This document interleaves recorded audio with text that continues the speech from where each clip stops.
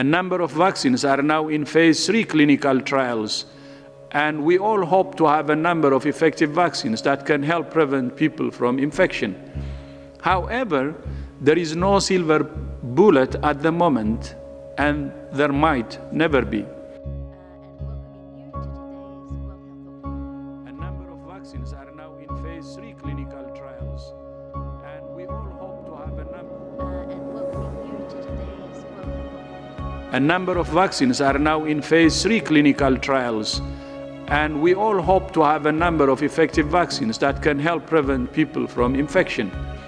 However, there is no silver bullet at the moment, and there might never be. For now, stopping outbreaks comes down to the basics of public health and disease control: testing, isolating, and treating patients, and tracing and quarantining their contacts. The WHO advanced team that traveled to China has now concluded their mission to lay the groundwork for further joint efforts to identify the virus origins. As a result of these efforts, WHO and Chinese experts have drafted the terms of reference for the studies and program of work for an international team led by WHO. The international team will include leading scientists and researchers from China and around the world. Epidemiological studies will begin in Wuhan to identify the potential source of infection of the early cases. It's like needles in a haystack. You can sample every animal in China and outside, and you might have no luck because you're guessing. The real trick is to go to the human clusters that occurred first, and then to work your way back systematically, looking for that first signal at which the animal-human species barrier was crossed. Once you understand where the barrier was breached, then you move into the studies in a more systematic way on the animal side, and then you're directed and much more precise in how you achieve that. What we understand from many of these studies, these are estimates of the IFR.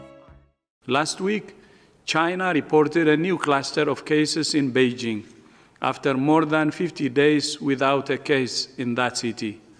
More than 100 cases have now been confirmed. The origin and extent of the outbreak are being investigated. Globally, more than 7.8 million cases of COVID-19 have now been reported to WHO.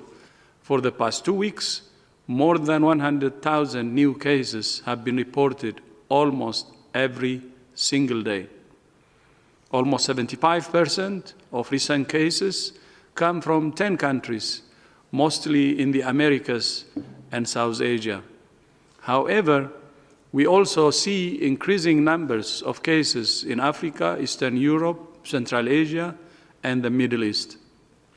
Even in countries that have demonstrated the ability to suppress transmission, countries must stay alert to the possibility of resurgence.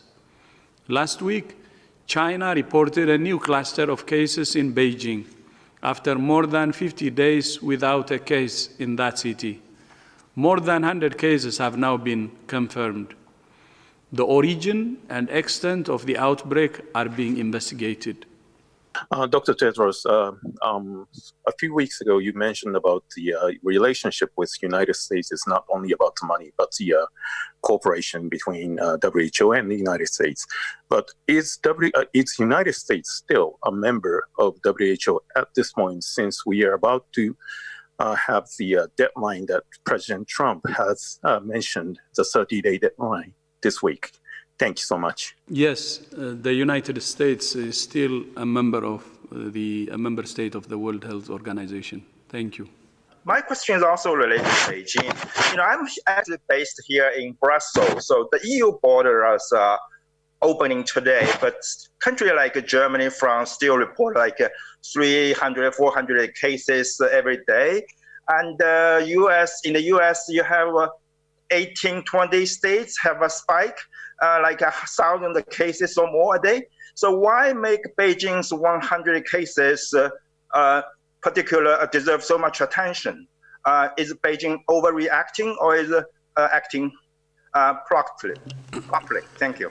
Yeah, I think it's important to note that every country is different, and certainly in China, when you've spent over 50 days without having any significant local transmission, a cluster like this is a concern.